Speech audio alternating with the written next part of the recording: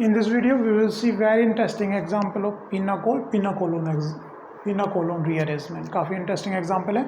यहाँ basic mechanism के बाद ये पढ़ना है, ठीक है। पहले पिनाकोलोन की बेसिक मैकेनिज्म समझिए। इससे पहले कुछ हम छोटी छोटी बातों की बात करेंगे, यहाँ पर थोड़ी सी इंटरेस्टिंग है और कॉन्सेप्चुअल है। तो क्योंकि पिनाकोलोन में भी क्या होता है, सब्स्टिट्यूशन होता है, तो थोड़ा सब्स्टिट्यूशन की बात कर लें। सब्स्टिट्यूशन बच्चों, जैसे कि मैं यहाँ पे बात कर रहा हूँ SN2 सब्स्टिट्यूशन की बात कर रहा हूँ। SN2 सब्स्टिट्यूशन में क्या होता है, न्यूक्लियोफाइल आता है, ये लिविंग ग्रुप है। न्यूक्लियोफाइल क्या करता है बच्चों, इसके 180 है ना, ये है, इसके 180 होना चाहिए अटैक करने के लिए। इसकी पोजीशन क्या होती है 180।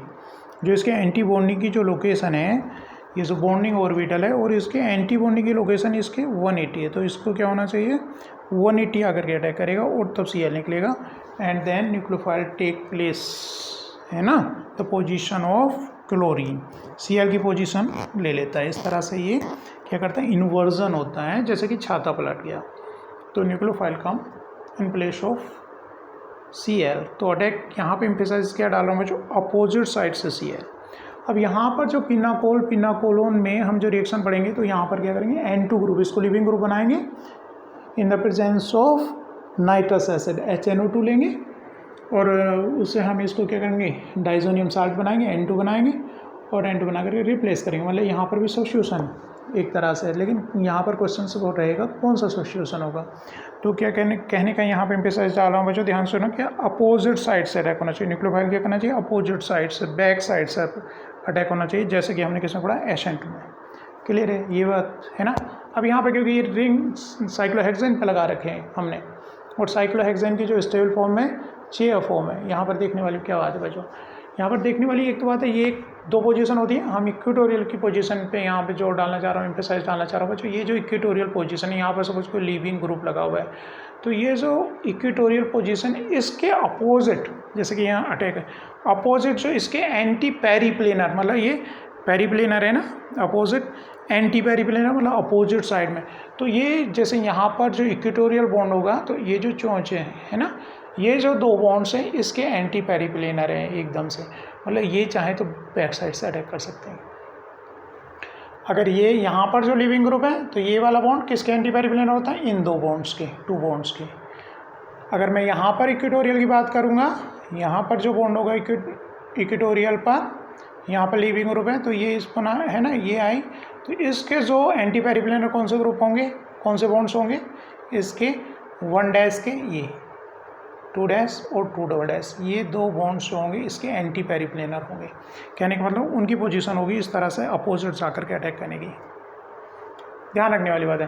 तो यहाँ पर अगर ये है, तो इसके दो बॉन्ड्स जो आ रहे हैं, एक ये बॉन्ड की बात कर रहा हूँ, ये दोनों क्या आ रहे हैं, इसके एंटी पेरीप्लेनर आ रहे हैं।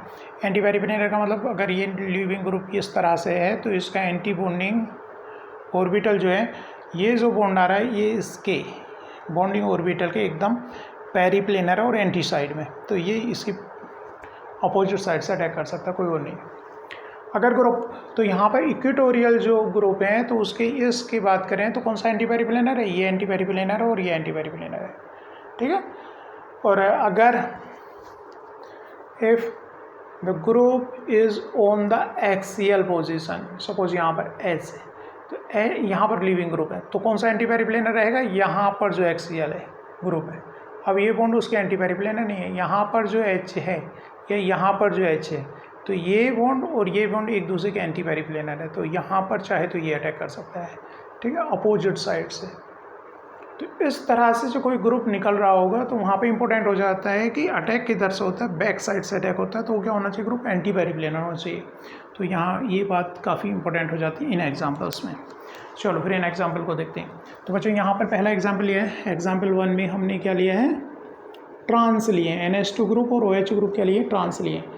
तो ट्रांस लिए, तो इसकी स्टेबल जो कन्फॉर्मेशन होगी कौन सी होगी, इक्वेटोरियल पोजीशन होगी, दोनों क्या इक्वेटोरियल। अगर इसको ये इक्विलिब्रियम में दूसरा करेंगे, तो एक्सियल इक्वेटोरियल चेंज होते रहते हैं, तो दोनों ग्रुप्स कहाँ पहुँच जाएंगे, एक्सियल पर पहुँच जाएंगे, इस तरह से हो जाएंगे, ठीक है, जो कि क्या रहेगा, अनस्टेबल रहेगा। तो केवल एक ही कन्फॉर्मेशन इसकी पॉसिबल है, मतलब स्टेबल कन्फॉर्मेशन क्या है, ये कन्फॉर्मेशन है, जहाँ पर दोनों ग्रुप्स कहाँ पर लगे हुए हैं, इक्वेटोरियल पोजीशंस पे लगे हुए हैं। तो इसमें क्या रिएक्शन क्या होगी, ठीक। चलो तो मैकेनिज्म केवल ब्रीफली यहाँ पे बात करूँगा क्योंकि इन 3 एग्जाम्पल को हम देखना चाह रहे हैं इनमें प्रोडक्ट क्या बनेगा। तो बच्चों हमने क्या लिया, नाइट्रस एसिड लिया और क्या रिएजेंट ले सकते हैं हम NaNO2, जैसे कि सैंड में रिएक्शन है, प्लस HCl ले सकते हैं। तो बच्चों ये जो रिएजेंट है NH2 ग्रुप को किस में चेंज कर देते हैं, N2+ में चेंज करता है। डाइजो साल्ट बनता है तो डाइजोनियम में चेंज कर देता है, डाईएजोनियम में चेंज कर देता है, मतलब इसका क्या बना देता है बच्चों, ये N2+ में बना देता है। And then OH2। आगे की कहानी पता है पिनाकोलोन की, तो यहाँ पे कैटायन बनेगा, तो यहाँ पर से क्या होना है, कैटायन बनेगा, तो यहाँ पे कैटायन आना चाहिए।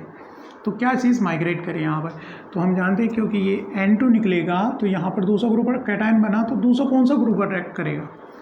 तो कहने का मतलब यहाँ पर बच्चों, क्योंकि हम जानते हैं ये इक्वेटोरियल पर, यही चीज़ समझा रहा था, ये जो इक्वेटोरियल पर है तो ये जो बॉन्ड्स होते हैं ये क्या है, इसके एंटी पेरिप्लेनर, ये अटैक कर सकते हैं जाकर के, ठीक है।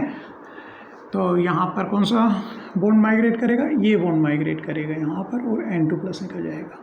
तो बच्चों यहाँ पर जो हमारा बना, कहने का मतलब अब ये बॉन्ड यहाँ से ब्रेक होकर के वहाँ पर लगेगा, ठीक है। तो इसको मैं प्रॉपरली बनाऊँ थोड़ा सा, यहाँ पर ये और ये जो यहाँ पर बना हुआ था बॉन्ड है ना, यहाँ से ब्रेक करके मैं कराऊँ, इस पे ये ज्वाइंट हो जाएगा, यहाँ कार्बन है। तो और यहाँ पर ये जो था, यहाँ पर क्या आ गया बच्चों, OH आ गया पॉजिटिव, ठीक है। H तो यहाँ पर था, तो जहाँ पर H है तो ये क्या होगा इस तरह से, ये तो मैकेनिज्म में पता है, 5 मेंबर रिंग बन गई, 6 की जगह क्या होगा, रिंग कॉन्ट्रैक्शन हो गया और 5 मेंबर्ड हमारी ये रिंग बन गई। इस तरह से क्या बन गया, यहाँ पर 5 मेंबर्ड में एल्डिहाइड ग्रुप लग गया, एल्डिहाइड ग्रुप लग गया। चलो बच्चों आगे जो मेन चीज़ हम यहाँ पर समझना चाह रहे हैं, ये इधर आया तो यहाँ कैटायन खत्म हो गया, तो एल्डिहाइड ग्रुप बन गया इसका, ना समझ में आई होगी। अगर बच्चों NH2 यहाँ पर क्या है, अगर सिस है तो एक क्या रहेगा, इक्वेटोरियल रहेगा, एक क्या रहेगा, एक्सेल रहेगा, और एक क्या ग्रुप क्या रहेगा, इक्वेटोरियल। लेकिन क्योंकि दोनों इक्वेटोरियल हैं तो इस तरह भी तो एग्जिस्ट कर सकते हैं, किस तरह कि ये रिंग फ्लिप कर जाए तो down side up side down हो जाए, तो एक्सेल इक्वेटोरियल में और इक्वेटोरियल किस में चेंज हो जाएगा, एक्सेल में कन्वर्ट हो जाएगा, ठीक है। कि ये रिंग फ्लिप कर रहे होगे। इसका 2 इक्विलिब्रियम नहीं बताया, क्यों नहीं बताया बच्चों, हमने इस साइक्लोहेक्सेन की 2 फॉर्म नहीं लिखी, यहाँ पर इसकी 2 फॉर्म लिख रहा हूँ मैं, कि यहाँ पर जो NH2 ग्रुप है ये नीचे आ गया होगा, NH2 ग्रुप क्या हो गया होगा, क्योंकि यहाँ पर एक्सियल है तो ये क्या बन गया होगा, इक्वेटोरियल बन गया होगा NH2 ग्रुप, और ये OH ग्रुप जो कि क्या था हमारा इक्वेटोरियल था, तो ये क्या बन गया होगा, एक्सेल बन गया होगा। OH ग्रुप यहाँ पर आ गया होगा इस पोजीशन पर, ये एक्सेल पर चला गया होगा, ये इक्वेटोरियल में चेंज हो गया और ये एक्सेल में चेंज हो गया। रिंग फ्लिप कर दिए तो एक्सेल इक्वेटोरियल, इक्वेटोरियल एक्सेल में चेंज हो जाता है, ठीक है। तो बच्चों यहाँ पर 2 एग्जिस्ट कर रहे हैं इक्विलिब्रियम में, यहाँ पर केवल एक, क्योंकि ये दोनों के दोनों एक्सेल चले जाएंगे और काफ़ी अनस्टेबल होंगे। ये दोनों के दोनों एक्सेल चले जाएंगे तो जो कन्फॉर्मेशन होगी काफ़ी अनस्टेबल होगी, क्योंकि बल्कि ग्रुप कहाँ पर रहने चाहिए, इक्वेटोरियल पोजीशन पर ज़्यादा स्टेबल होते हैं। तो इसलिए इस वजह से इसकी दूसरी इक्विलिब्रियम फॉर्म हम नहीं बना रहे। तो ये दोनों से रिएक्शन जाएगा और मिक्सचर बनेगा, देखते हैं क्या प्रोडक्ट बनेगा बच्चों। यहाँ पर HNO2 लेंगे तो यहाँ पर N2 जो है किस फॉर्म में कहाँ पर आया बच्चों, यहाँ पर N2+ बना, N2+, ठीक है। और यहाँ पर OH। अब बात ये, क्योंकि ये क्या है, एक्सियल है, और यहाँ पर जो इसके एंटी पेरिप्लेनर है अब H है, ना कि ये बॉन्ड। जैसा इसमें क्या हो रहा था, ये इक्वेटोरियल था तो ये एंटी पेरिप्लेनर था, तो ये अटैक कर रहा था, N2 निकल रहा था। लेकिन यहाँ पर जब क्या है बच्चों, ये एक्सियल पोजीशन पर है तो इसके एंटी पेरिप्लेनर क्या है, H है। तो ये जब लीव करेगा then H will migrate from back side, है ना, क्योंकि ये इसके एंटी पेरिप्लेनर है और बैक साइड से अटैक होता है। अब रिंग कॉन्ट्रैक्शन नहीं होगा, बल्कि क्या हो गया यहाँ पर अब है ना, ये यहाँ से यहाँ माइग्रेट करेगा तो कैटायन यहाँ पर बनेगा। Now this cation will form OH, और यहाँ पर ये वाला H जा कर के लग गया, and now cyclohexanone will form. ये इधर आएगा तो यहाँ पर मैं इसको सीधा करके बनाता हूँ। क्या बन गया बच्चों, यहाँ पर डबल बॉन्ड OH प्लस ये अपने आप को रिमूव कर लेगा तो क्या बन गया, साइक्लोहेक्सेनोन बन गया। ये प्रोडक्ट बनेगा। अब जो इसमें देखते हैं दोस्तों, तो ये कंपाउंड जब हम ले रहे हैं, जब सिस ले रहे हैं तो दो का मिक्सचर बना है, एक में तो सीधा साइक्लोहेक्सेनोन बन जा रहा है और एक में वापस ये बनेगा। देखते कैसे। तो बच्चों ये जो फॉर्म है, यहाँ पर हम जब HNO2 लेंगे, HNO2 नाइट्रस एसिड लेंगे, तो यहाँ पर क्या होगा बच्चों, यहाँ पर क्या है OH और यहाँ पर N2+। अब क्योंकि बच्चों N2+ इक्वेटोरियल पोजीशन पर है, N2+ इक्वेटोरियल पोजीशन पर है और ये बॉन्ड जो इसके एंटी पेरिप्लेनर होता है, जैसे कि हमने यहाँ पे सीखा है, तो ये बैक साइड से अटैक करेगा। ठीक है, तो कैटायन यहाँ पर बनेगा, कैटायन यहाँ पर बनेगा, तो कहाँ पर पहुँच गए हम, ये वाली रिएक्शन यहाँ से स्टार्ट हो गई। ठीक है, तो रिंग कॉन्ट्रैक्शन होगा, 6 मेंबर्ड की जगह क्या बन जाएगी, 5 मेंबर्ड रिंग बनेगी। कहने का मतलब जब हम सिस ले रहे हैं तो दो का मिक्सचर बन रहा है, साइक्लोहेक्सेनोन बन रहा है और कॉन्ट्रैक्शन वाला 5 मेंबर्ड रिंग बन रही है। ठीक है, तो इस केस में, जबकि इस केस में जो स्टेबल कन्फॉर्मेशन है दोनों कौन सी वाली है, इक्वेटोरियल पोजीशंस पे। अगर इसमें इक्विलिब्रियम वाली काफ़ी अनस्टेबल हो रही है, क्योंकि ये फ्लिप करेगी तो क्या बनाएगी बच्चों, ये दोनों कहाँ चले जाएंगे, एक्सियल पे चले जाएंगे, क्योंकि रिंग फ्लिपिंग से क्या होता है, एक्सेल इक्वेटोरियल, इक्वेटोरियल एक्सेल में चेंज होता है। दोनों इक्वेटोरियल हैं, जो रिंग फ्लिपिंग होगी दोनों एक्सेल पे, तो काफ़ी अनस्टेबल है। बल्कि ग्रुप इक्वेटोरियल पे होना चाहिए, बल्कि ग्रुप इक्वेटोरियल पे होना चाहिए। जबकि यहाँ पर एक इक्वेटोरियल एक एक्सेल है, तो रिंग फ्लिप करेगी तो उसके बाद कोई खास फर्क नहीं पड़ा। अब वो H क्या हो गया, एक्सेल हो गया और NH2 इक्वेटोरियल हो गया। तो ये दो कन्फॉर्मेशन में रह रही है, तो हमें इस कन्फॉर्मेशन में रह रही है NH2 ग्रुप। तो यहाँ पर जो N2 बन रहा है तो उसके एंटी पेरिपेरिनेटर H है, जबकि ये यहाँ पर बन रही है जहाँ N2 बन रहा है तो उसके एंटी पेरिपेरिनेटर बॉन्ड है, तो रिंग कॉन्ट्रैक्शन वाला, और यहाँ पर क्या हो रहा है, H माइग्रेट कर रहा है, तो हमें ये प्रोडक्ट मिल रहा है। थर्ड क्या होना है, थर्ड क्योंकि रिंग फ्लिप करती रहती है, लेकिन बल्कि ग्रुप अगर लगा दें तो रिंग की फ्लिपिंग रुक जाती है। जो एक्सेल पर एक्सेल, जो इक्वेटोरियल पर है इक्वेटोरियल पर। तो बच्चों यहाँ पर क्या हो रहा है